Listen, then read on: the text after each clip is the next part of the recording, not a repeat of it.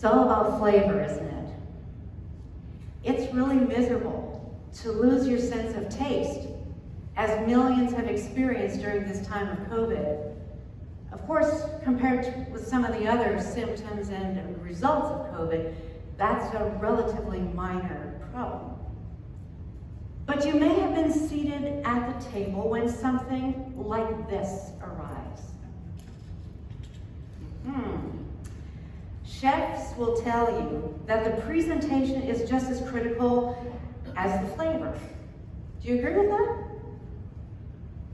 Well, whatever. I think the presentation is important, that look that you have. It draws you in and it makes you want to taste it, or not. Flavor matters. If something does not pull you in at first sight, you might never eat it. That's kind of how I am. If something is just kind of slapped onto a plate haphazardly, I'm not as interested as if it looks like that. Taste is important. Optics are too. Our text addresses both, and I love it when Scripture uses language and images that I understand. Salt and light are everyday ingredients and phenomena that we all know what they're talking about. Jesus communicated like that. People got what he was talking about, unless, of course, he used parables. The images and metaphors of salt and light are different than a parable, but then we are left to figure out the how.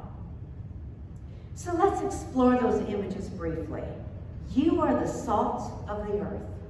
You are the light of the world. So what is the flavor of salt? How do you describe that? We kind of know when it's missing, don't we? It just doesn't taste right. But how would you describe that flavor? We do it in comparison with other things. It's not sweet, it's not sour, it's not tart, it's not spicy, it is salty. And can salt lose its saltiness? Now, just a disclaimer, I'm going to use the classic definition of the word salty throughout this sermon. So don't get confused. Can salt lose its saltiness? Maybe it can, but just hold on for a minute. What about light? Now, that's much more easily defined, isn't it? Well, I'm not sure. We also define that in terms of a space, something external, like a space is too bright or too dark. A bulb might be out. Or we leave the city and we head out into the country at nighttime. Well, then we notice that light is missing. When the electricity goes out, we look for candles and flashlights to give us light.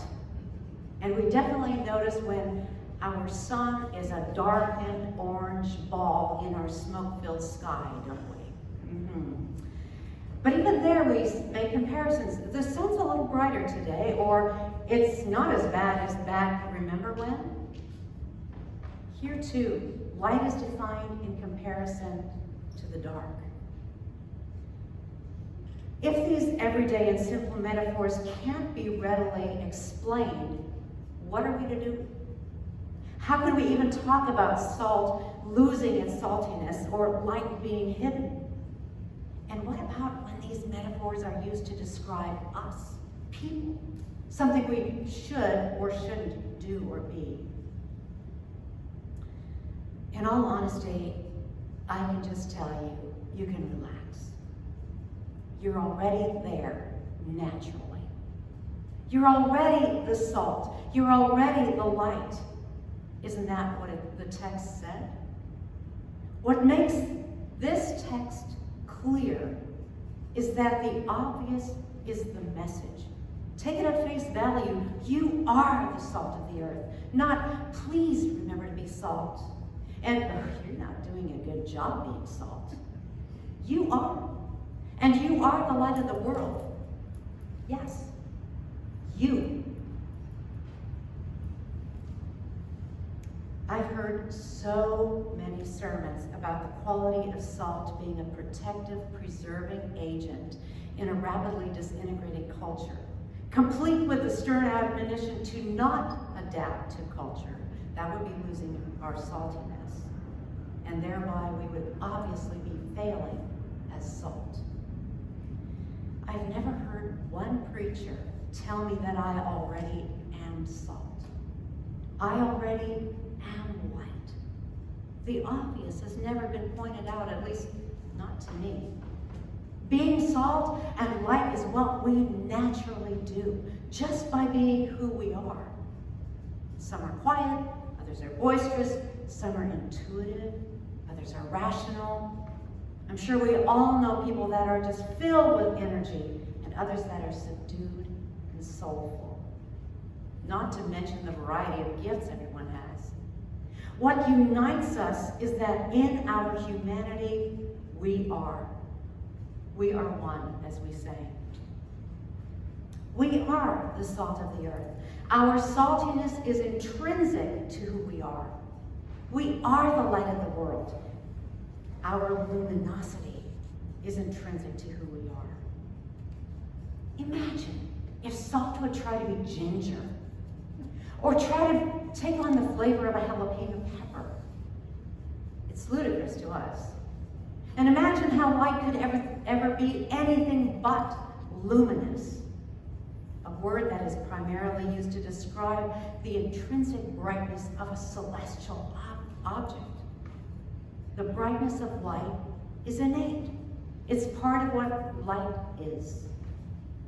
The only way we can mess up our saltiness and our brightness is to refuse to be who we are.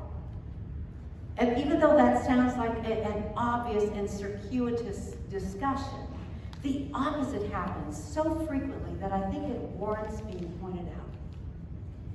We lose flavor and luminosity, our distinctiveness and our unique quality, by shutting down who we are. Don't we humans do that all the time?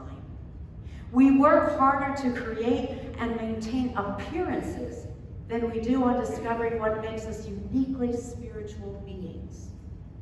We deny and distract rather than discover and develop. And this is how we treat others too. We specialize in placing layer upon layer upon layer of do's and don'ts onto people. Religion is very good at doing that, but so is our culture, because the church is permeated by whatever culture it exists in. By offering skewed interpretations of what it means to be human and Christian, we land in murky water very quickly. Older generations were trained to revere Stoicism. A true Stoic will show no weakness or admit pain. Stoicism demonizes complaint and holds to the belief that self-control can overcome harmful emotions. If this point of view is to be held over time, doesn't the very thing that makes us human have to be denied? Finiteness, for example. The ability to think and to reason and to emote. The ability to experience pain and grief and to process all of that. An ability to communicate and be in relationship. I know that other species also share some of those abilities.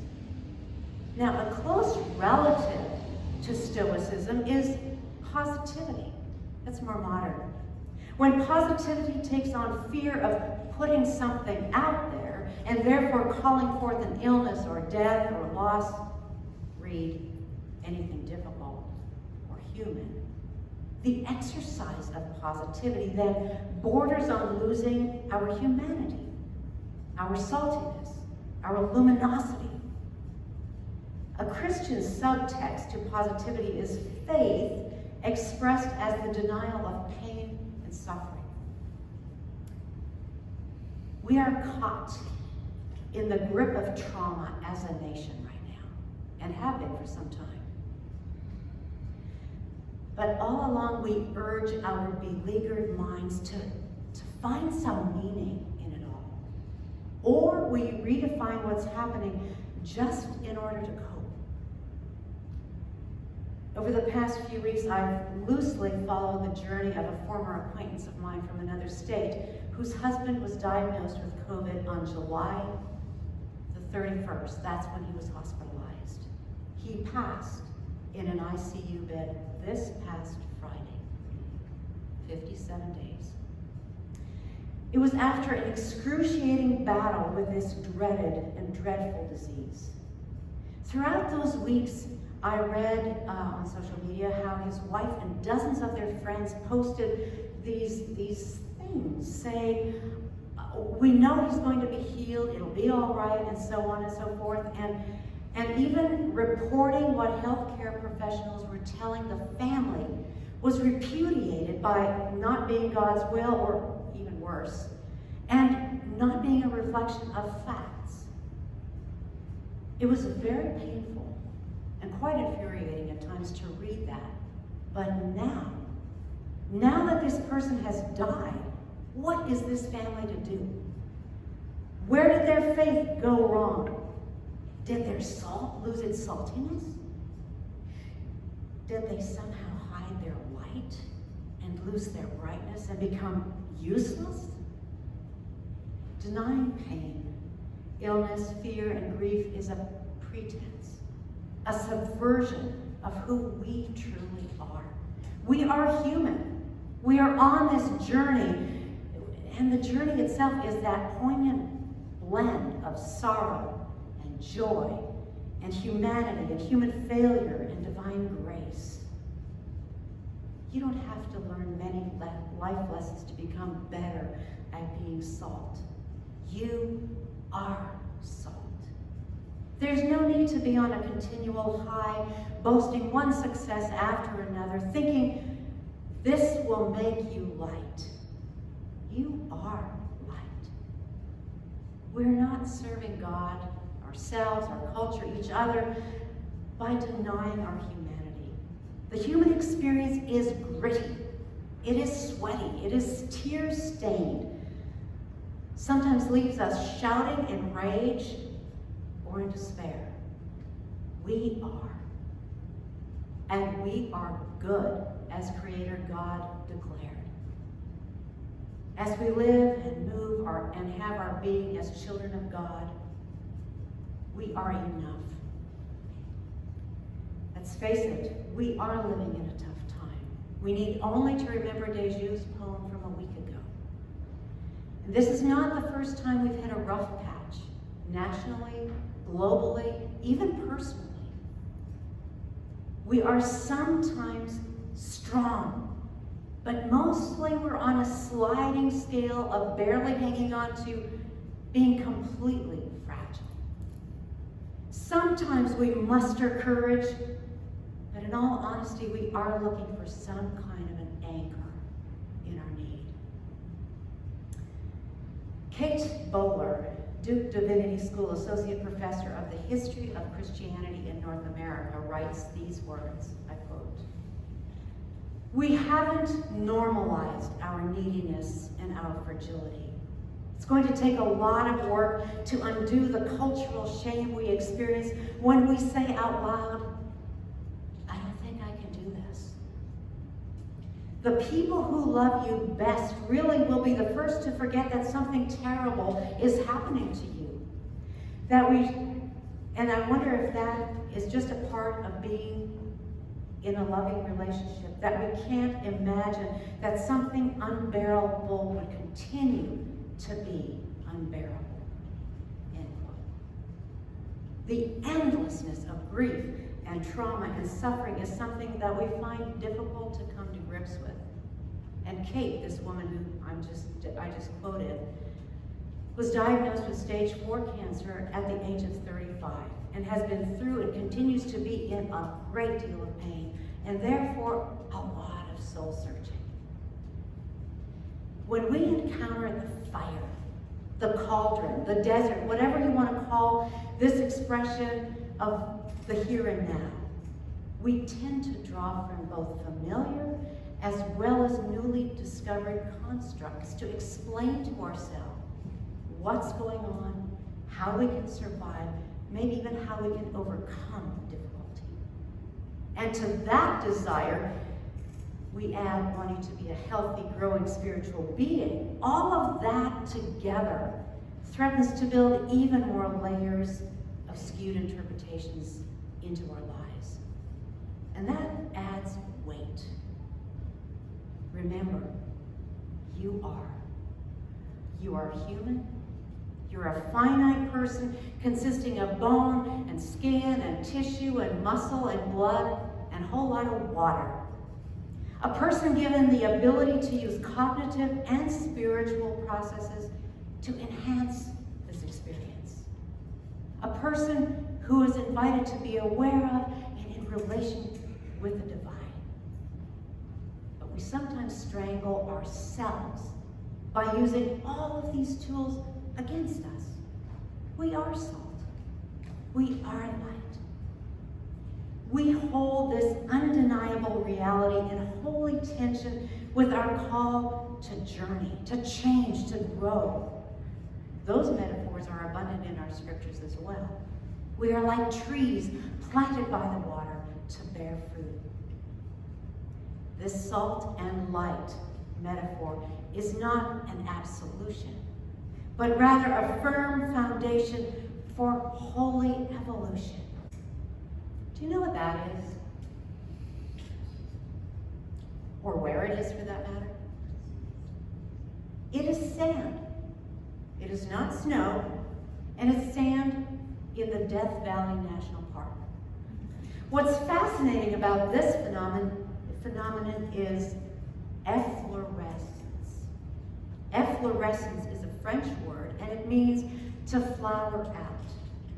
And that results in, it doesn't show it that well there, but it's a brilliant white color after a rainfall. Here's a description given on the National Park Service's Instagram feed. This is what they wrote. Rain soaks into the soil, dissolving the salt present beneath the surface. When this rain evaporates, it pulls the dissolved salts to the surface through capillary action, leaving a fresh crust of brilliance behind. Over time, this white coating can erode away, but it comes back brilliantly white after additional rain, end quote. So that photo was attributed to Death Valley National Park Services. This phenomenon of efflorescence, flowering out, is a fusion of our two concepts of salt and light, along with this evolutionary and transforming process involving rain. So the salt is there naturally. The light can be pulled from it by being subjected to rain. So one could say that the light is there naturally as well. We are left with the assurance that we are salt. We are light. This is undeniable and unchanging. For enhanced saltiness and brightness, add rain. Look for that ingredient of holy evolution, holy transformation in everyday life. The rain doesn't negate salt or light. Holy evolution, or the journey of growth, doesn't deny what we already are, inherently salty and luminous. I see this as an invitation to us as Community UCC. It is our joy to be able to affirm your salt and your light. It is. And it's our responsibility to be a part of that evolutionary, transformative process of rain, to draw the salt to the surface in order for the striking light to shine. When our salt and light are solidified and fused by the rain of the Spirit, we suddenly have no further need to ask for the salt to be passed or the light to be turned on. It just is. May it be so.